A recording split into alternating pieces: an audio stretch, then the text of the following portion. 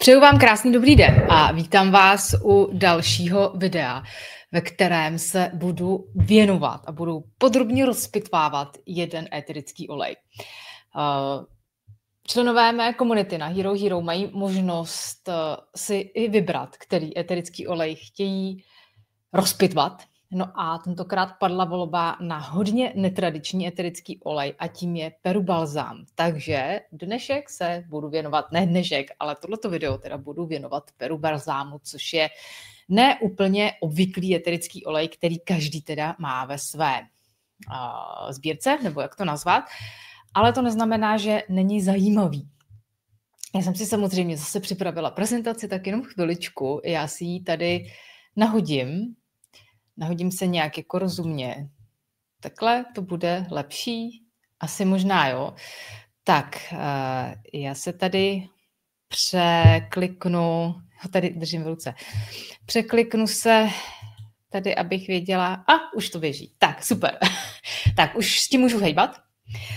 Takže, jak jsem řekla, dnešek, tohleto video se teda bude věnovat Peru balzámu a věřím, že vám řeknu hodně věcí, třeba ty, které jste nevěděli, a taky vás v souvislosti právě s Peru balzámem na hodně věcí upozorním. Podíváme se samozřejmě zase na název, jaká je to vůně, na nějaký jeho původ, historický kontext, jaké jsou jeho hlavní účinky, i ty, které jsou teda podložené nějakými studiemi. Podíváme se na základní použití v aromaterapii a potom v druhé části, která už je ale určena právě pro ty předplatitele a pro moji komunitu na Hero Hero, tak se podíváme na nějaké rozšířené použití. Také se podíváme na použití pohledem tradiční čínské medicíny, zabrousíme do akuaromaterapie a do psychoaromaterapie. Jinak pokud mě neznáte, tak opět v krátkosti se představím. Moje jméno je Michaela Suchá, jsem profesionální aromaterapeutkou, jsem zakladatelkou Akademie holistické sebepéče na webu mishabeauty.cz. Jsem nadšenou formulátorkou, to znamená, že vymýšlím a sdílím recepty na pleťové produkty. Jsem autorkou 2 knih, tohle to teda není, to je zrovna kniha, z které teda čerpám, ale jinak jsem autorkou 2 knih, a to Zelená a minerální kosmetika, jsem lektorkou a jsem majitelkou e-shopu Kosuro.cz, kde mimo jiné zrovna ten Peru balzám můžete koupit. Kvalitní Peru balzám. Tak. Pojďme na to, co nás čeká k Peru balzámu. Já jsem si tady udělala kafíčko, protože je ráno. Tak takový malinkatej životabudič spolu teda s dalšími eterickými oleji, ale vzhledem k tomu, že teda tady mám teď ten Peru balzám, tak nebudu čekat k ničemu jinému. Tak. Botanický název, nebo latinský název, tak je Myroxylon balsamum a varieta, teď nevím, jestli to dobře přečtu, Pereare, patří do čeledi bobovitých. Česky se jmenuje vonodřev perejův. Perejův, to je takový hezký název, docela nezvyklý. Takže vonodřev. Jak se získává? Takže buď to se ta pryskyřice, nebo jedná se o pryskyřičný eterický olej, získává se teda z pryskyřice a to buď to destilací a nebo extrakcí, protože my se můžeme setkat i s Peru balzámem, který je absolut. Tam je jiný způsob právě té extrakce. Destilace, to je klasicky prostě destilováním a ty absoluty se získávají extrakcí. A obsahují i těžší molekuly. Ty absoluty jsou takové hutnější, jsou daleko víc viskóznější než ty destilované, než ten destilovaný Peru balzám. Ten Peru balzám destilovaný je řidčí, je daleko světlejší. To, co vy tady vidíte na tom obrázku, teď na to akorát ukazuju, jak člověk zblblej. Takže to, co vy vidíte na tom obrázku, tak to je přímo ta pryskyřice jako taková. Jinak získává se teda ta pryskyřice je získaná z kůry stromu, lépe řečeno s tím, co je teda pod tou kůrou, že jo? Protože je to pryskyřice.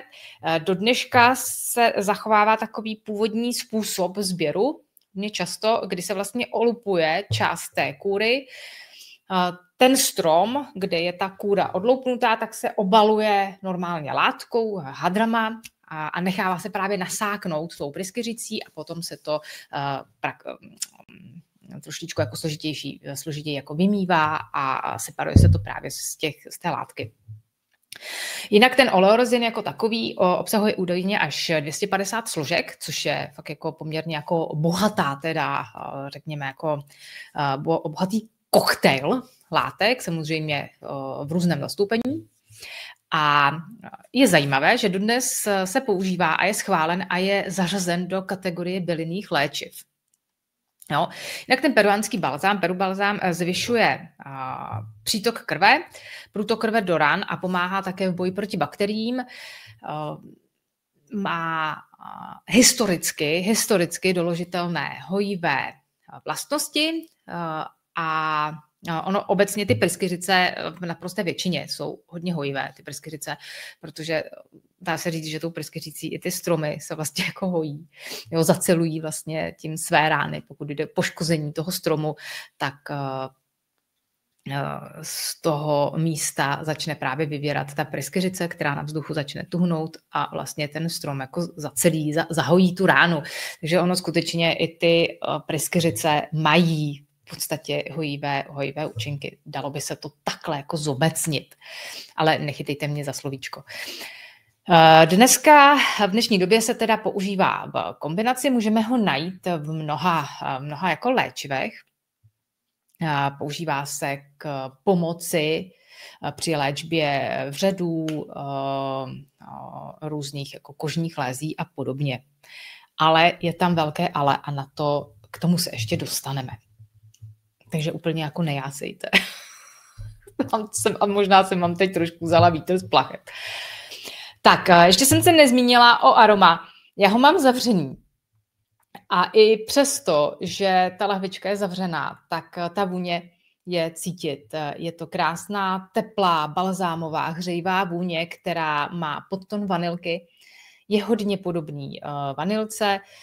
Taky se dá vlastně substituovat, jako nahradit s ohledem na jeho další, teda ne úplně jako happy vlastnost, tak je dobře jako nahraditelný právě tou vanilkou nebo benzoem, co se týče jeho využití. A ty tóny té vanilky v té vůni skutečně jsou cítit.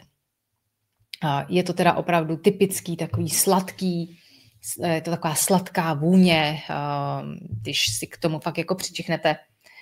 Nevím jak vás, ale mě to úplně jako tady lechtá. Jo, že bych na to dostala chuť. Já dostávám chuť na sladký. Asi to tady spláchnu tím hořkým kafem. Tak a energie je taková opravdu teplá. Tak pojďme dál. Chemický profil. Tak tady musím říct, že tady tak jako u ostatních samozřejmě eterických olejů, tak vždycky samozřejmě záleží na té zemi původu, záleží na té konkrétní šarži a tady i na způsobu získání, protože, jak jsem zmiňovala, tak ho můžete získat nebo můžete mít ho ve formě jak eterického oleje, tak absolutu. Nicméně dvě hlavní složky se objevují v obou dvou těch variantách, když to řeknu takhle, nebo formách, tak vždycky tam najdete benzylbenzoát a benzylcinamát. To jsou dvě hlavní jeho složky. No a vidíte, že tady je docela dost jako velký rozptyl. A tady mám, chybu, teď jsem si ji všimla. Suchá tady se překlepla. Tady určitě není 25 až 10% u toho absolutu. Je to 4. Jo, ano, protože 1 a 4 jsou u sebe nad sebou, takže to 25 až 40%. Pěkně prosím. Já to potom pro členy, to samozřejmě to opravím. Tak. Takže u toho absolutu, jo, obsah benzylbenzoátu 25 až 40%, jo, omlouvám se, chyba, tak jsem jenom člověk, prostě jsem si toho překlepu nevšimla. Tak, jak vidíte, tak v tom destilovaném, jo, stopově vanilin, jo, takže opravdu ta vanilka je tam cítit. Docela zajímavý je, že je tady hodně velká výtěžnost, Jo, když se podíváte, tak z 2,5 kg kvalitního balzámu, tím myslím jako opravdu ten rezin, jo, takový ten prapůvodní, prostě ta hmota, která se potom následně destiluje, tak můžeme získat až 1 kilo eterického oleje, což je hodně. Ale zase ten sběr je docela složitý a pracný a je to ruční práce. Takže asi tak, jo, ono je to vždycky, je to prostě vyvážený něco za něco. A co je ještě zajímavé, tak u toho chemického profilu já se teda přiznám, protože já mám hodně knih, čerpám z opravdu kvalitní literatury, i samozřejmě mám i datové listy, třeba zrovna k této šarži, tak ten rozptyl je docela velký, protože třeba já když takhle si sáhnu, protože mám tady po ruce, tak což je takový bychla těžký. Jo, takže třeba tady v knize od pana Roberta Tisseranda, tak tady máme obsah toho perubalzámu, toho benzylbenzoátu 59 až 86%. A tady mám další bibli, takovou bychli.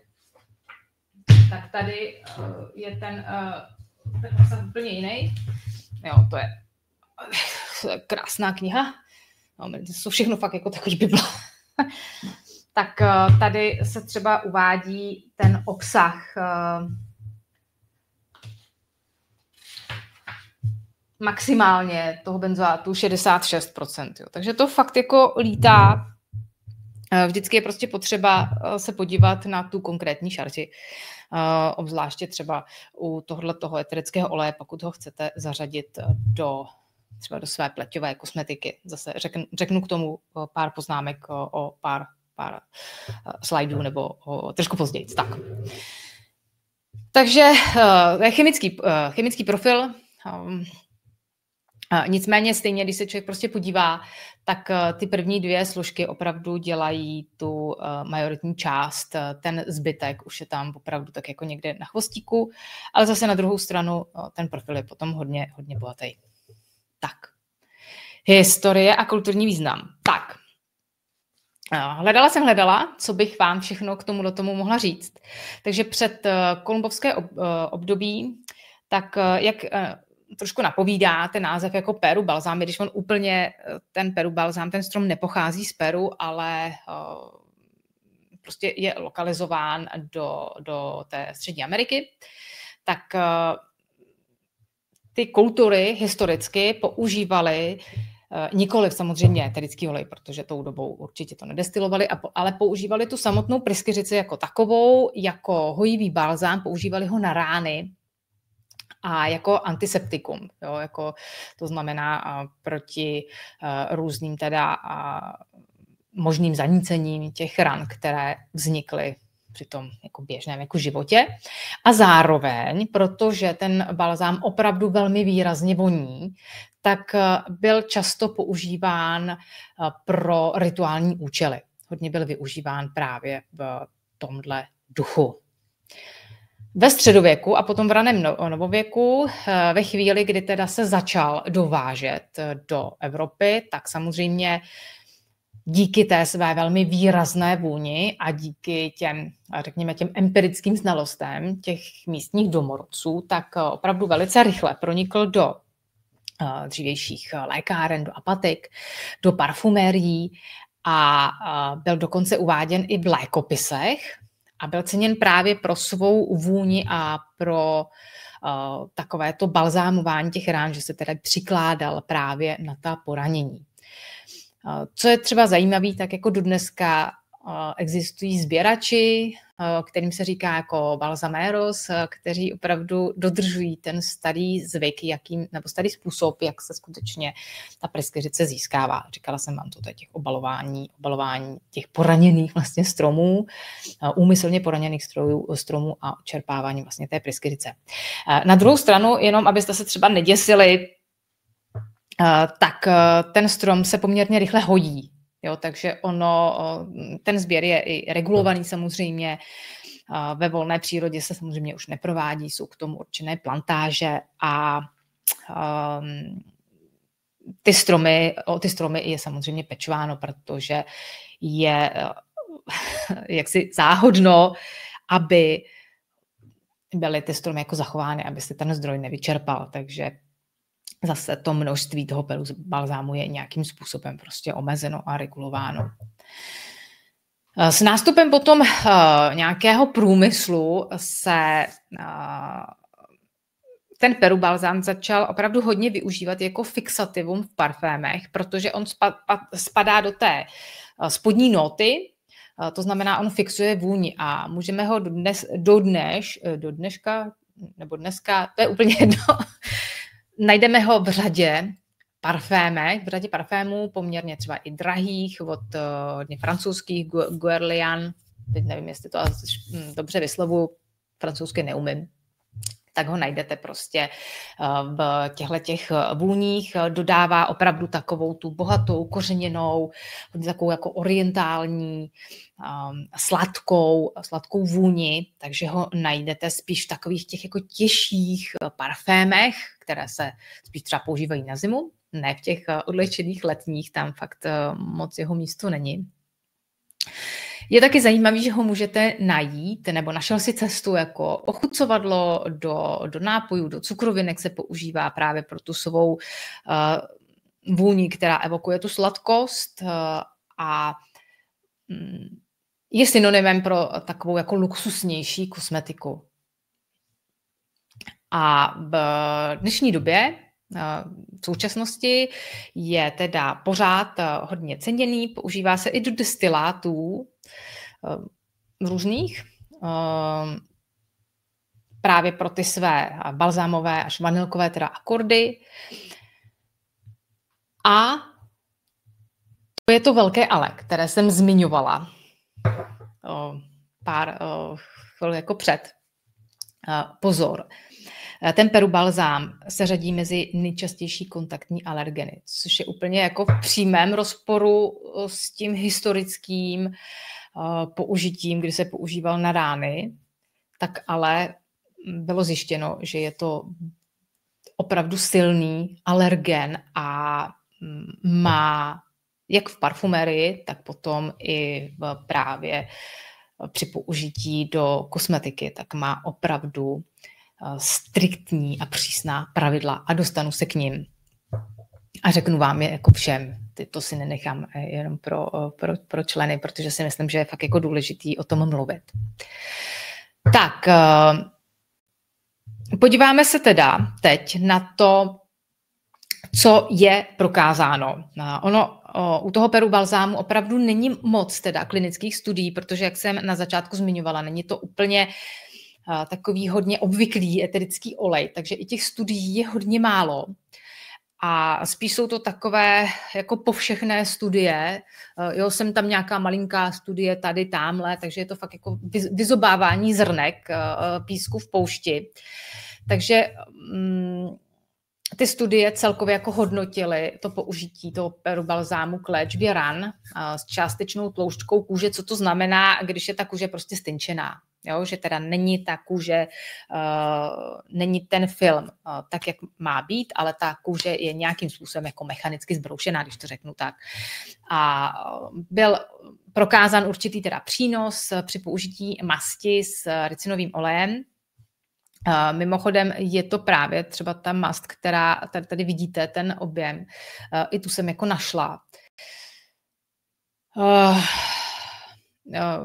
Je tam teda, když se jako podíváte, tak je tam zase, jo, to množství je tam strašně velký rozptyl, jo, 87 mg až 788 mg v gramu, jo, to je fakt jako obrovský rozptyl. Aplikuje se tenká vrstva lokálně, minimálně 2x denně, nebo tak často, jak je potřeba, jo. Ale, zase ale, obrovský ale, je to fakt silnej alergen, takže máte to tady jenom pro vaši informaci, rozhodně vás nenabádám, abyste to dělali. Jinak, jak říkám, jo, těch studií je fakt jako málo. Když už, tak se ty studie prostě zaměřovaly teda na nějaké opravdu ty léčebné teda vlastnosti. A ano, byly prokázány v určité míře, nicméně pořád ty studie jsou opravdu malé, jsou omezené a dávala bych si tam opravdu obrovský pozor právě v souvislosti s tím, že to je fakt silný alergen, ten perubalzán. Tak, ještě jsem potom dohledala další studii, to byla studie z roku 2020, která zkoumala složení 2 vzorků toho perubalzámu. Ten jeden byl fakt jako hodně jako starý, úplně tam jsem nenašla rok, a druhý byl teda teď jako moderní. A vzhledem k tomu, že jsou to jako balzámy, nebo je to balzám, tak ty balzámy mají hodně schopnost si fakt jako udržovat hodně dlouho to složení jako konstantní. A byla tam teda prokázána u obou dvou, jak u toho nového vzorku, tak u toho jako starého byla prokázána plynovou chromatografií a hmotnostní spektrometrií. Byly tam prokázány látky, které jsou zodpovědné za antimikrobiální aktivitu, plus jsou to i složky, které napomáhají pronikání složek dalších do kůže. Jo, to znamená, že to dělá takovou, já vždycky říkám, že to dělá takovou lokomotivu, jo, že ty vagonky dokáže prostě vtahnout. A ty látky, které tam byly identifikovány, tak mají prokazatelné účinky zase proti svrabu a, jak říkám, vykazují tu antimikrobiální aktivitu. Jo. Ale pořád tam máme fakt to velké ale s tím alergenem. Možná už jsem protivná, ale zase, já už to nebudu říkat.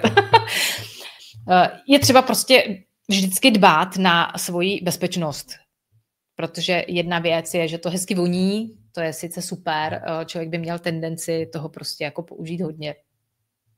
No, úplně se v tom jako vykoupat, protože ona ta vůně je fakt jako úžasná a kouzelná.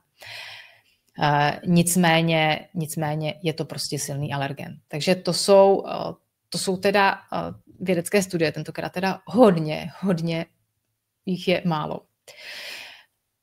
Když shrnu účinky, tady upozorňuji, že fakt ty účinky jsou dány spíše empiricky, historicky. To znamená, že nejsou úplně podloženy právě těmi klinickými studiemi, ale uvádí se i v souvislosti s jednotlivými prostě složkami tohoto eterického oleje, že ty účinky jsou antimikrobiální, antibakteriální, protiplísňové, antiseptické, jo, to je opravdu historicky jako doložitelné.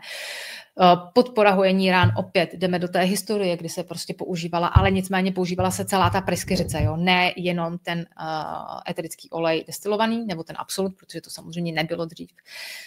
Snižuje svědění, ulevuje u bronchití, proti bronchitidě, to je docela fajn, stejně jako benzoé, to taky, není to úplně eterický olej, který by člověk používal při bronchitidě, ale fakt to funguje, hlavně na sklidnění. Jo, opravdu takové to, jo, když je fakt jako ten kašel takový úporný a potřebujete ten klid, aby se to sklidnilo, hlavně na noc, tak perubalzán, anebo za mě bezpečnější teda benzoé, ale když už prostě uvádím ten celkový kontext.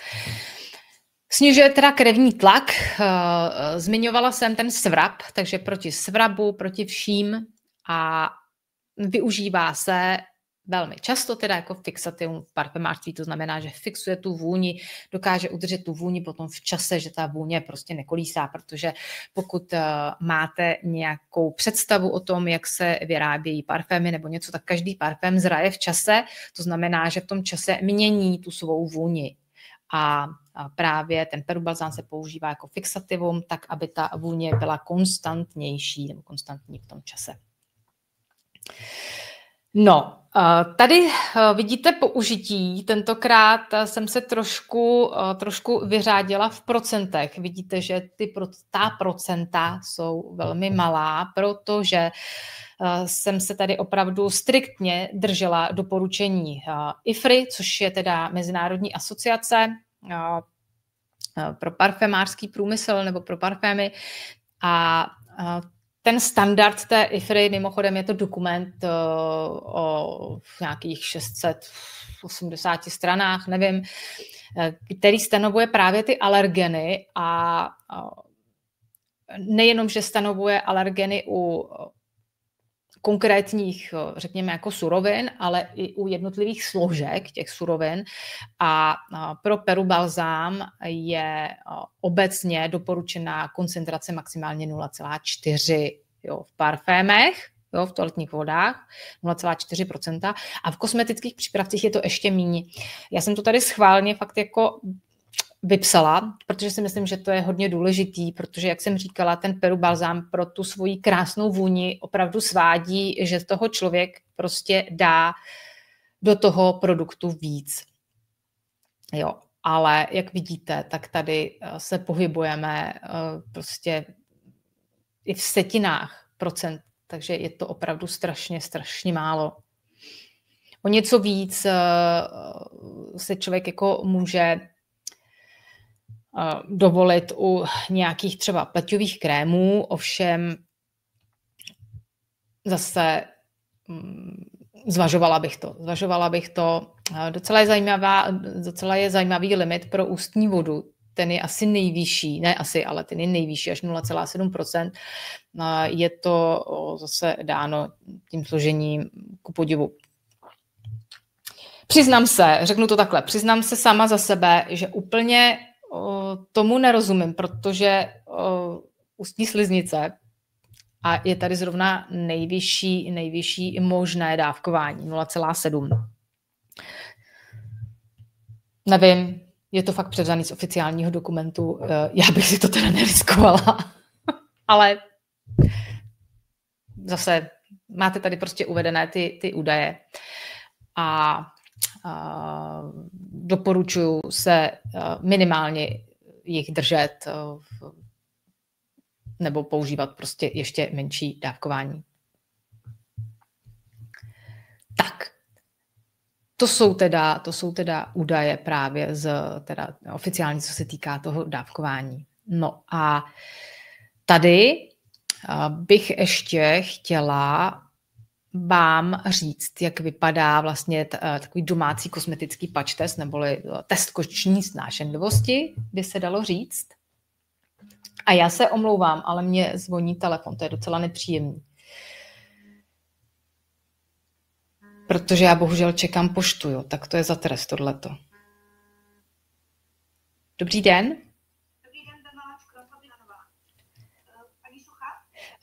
Já se strašně omlouvám, můžeme to vyřídit později. Dobře. Jo, děkuju. Děkuju, nashledanou. Jsem jenom člověk, pardon. Nebyla to pošta. Doufám, že to stihnu. Takže, co to je kosmetický domácí patch test neboli test kožní snášenlivosti? Hodně často se o tom, pokud mě znáte a sledujete, tak se o tom zmiňuji. Zrovna u toho je to fakt, si myslím, number one, co dělat, když už se teda rozhodnete, že si ten Peru balzám dáte do nějaké domácí kosmetiky. Takže, když si teda už připravíte jakoukoliv směs, kterou chcete používat, tak si vyberte teda místo s tenkou kůží, buď je to teda vnitřní předloktí, jo, hodně často se to dává sem, nebo to můžete dávat do podkožní teda takhle jamky.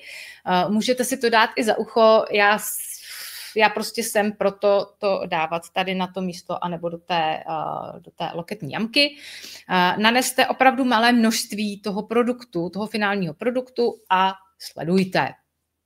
Toto můžete jako to místo překrýt. Ještě, proto se říká jako patch test, jo, že to můžete překrýt nějakou prodyšnou náplastí. Je to spíš, není to proto, jak bych to vysvětlila, chrání to jako to místo před dalšíma jako věcma, před dalšíma jako podnětama, který by během toho testu mohly prostě nastat, ale není to nutnost. A teď sledujte, co to vlastně to místo dělá.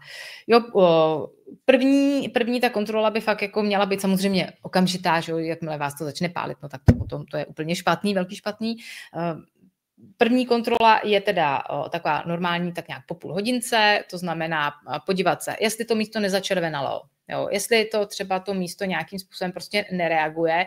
Sice vy to ještě třeba necítíte jako fyzicky, ale jsou tam už nějaké třeba změny, tak omít čistým olejem nejlépe a prostě to nepoužívat.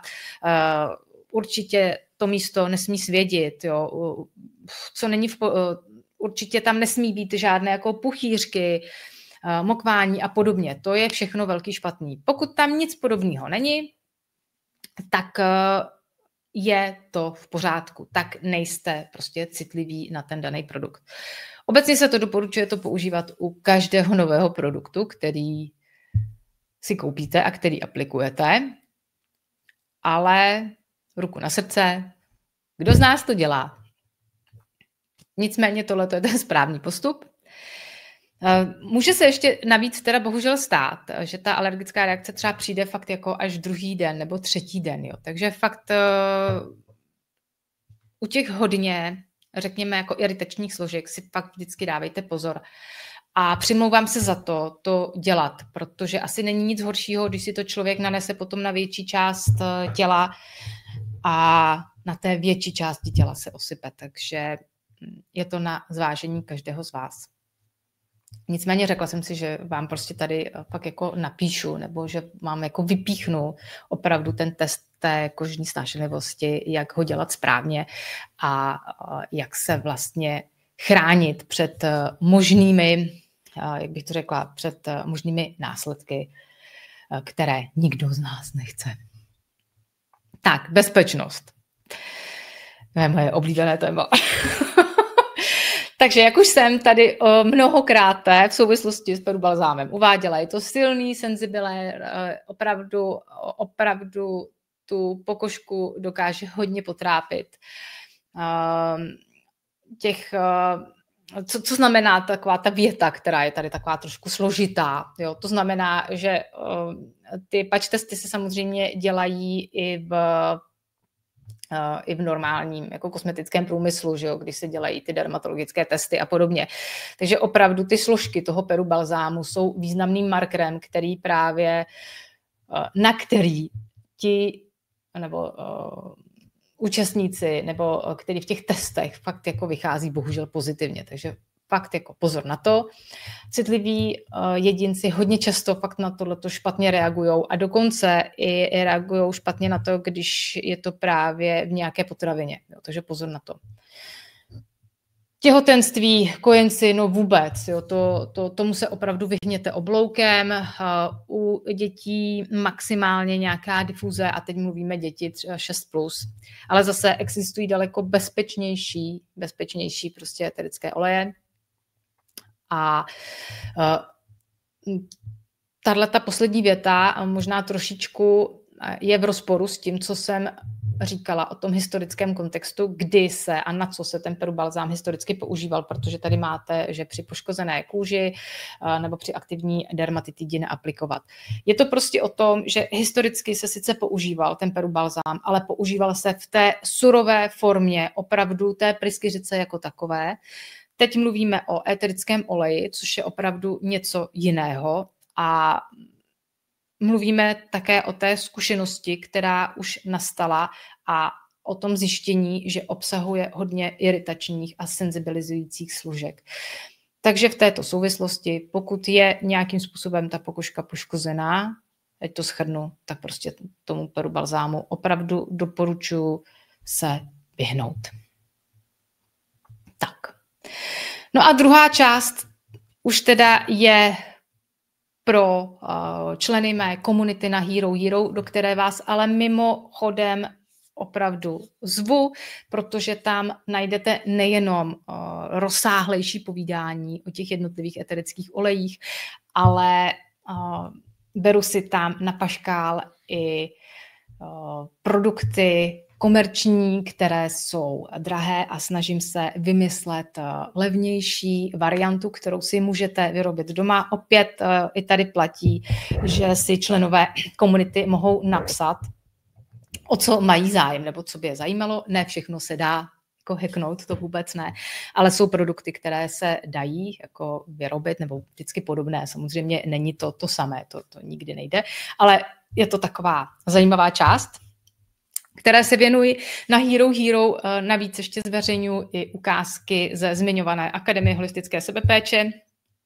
Tyhle ty ukázky jsou tam teda jenom vždycky po omezený čas, jsou tam jenom na 3 měsíce a jsou tam jenom webináře, nejsou tam k tomu ty doprovodné PDF soubory, které jsou opravdu hodně podrobné, tak ty ne, ty samozřejmě zůstávají pouze pro akademii, protože by to se nebylo fér, ale nicméně i podle těch ukázek, těch webinářů se dokáže člověk hodně jako posunout, pokud máte zájem o to si vyrábět vlastní produkty. Navíc každý měsíc je tam živáček, živý přenos, kde můžete vznášet vaše dotazy, můžete se ptát, v podstatě to spektrum je hodně široký, ať už právě od výroby těch vlastních produktů přes aromaterapii a podobně, protože ten záběr i můj za ta léta se hodně jako rozšířil, takže to povídání je hodně zajímavý a navíc na tom živáčku ještě vždycky losuju a posílám potom vzorky vybraných produktů, protože tím, jak vymýšlím recepty, formulace, tak samozřejmě ty produkty jako takové vždycky vyrobím a já mám tu konstituci nějakou, takže to nestačím prostě vypotřebovat, takže vzorky samozřejmě nerozbalené, nepoužité, takhle posílám pro radost jako dál do světa. Takže, jak říkám, srdečně vás zvu do svého projektu nebo přiřadte se do komunity na Hero Hero a najdete mě tam pod názvem nebo pod jménem Esence souladu a jste srdečně zváni.